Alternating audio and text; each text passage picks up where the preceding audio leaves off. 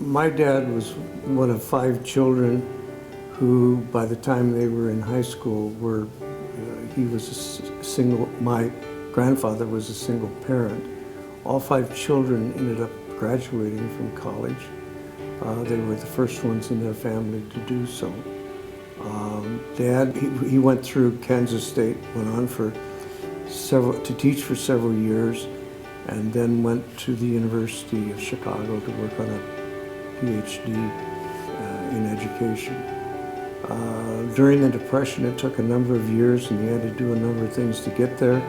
Finally, in 1944, he received his PhD, and shortly thereafter came to Nebraska, fell in love with the state, did many different things in the education community, and in 1955 came to the University of Nebraska. My mother, who had taught for a number of years, received her master's degree and a doctorate in education from the University of Nebraska. And she worked in the Lincoln Public School system.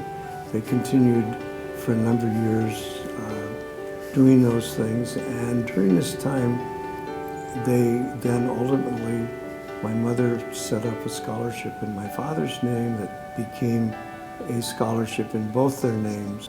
And the idea was to work with students who were returning to school after they'd been working for a while and had not completed their undergraduate degree.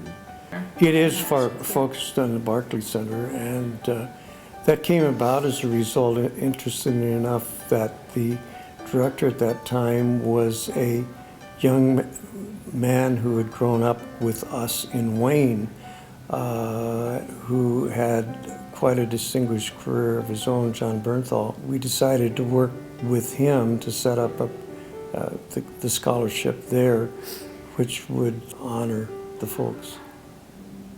And we're very pleased to be part of that.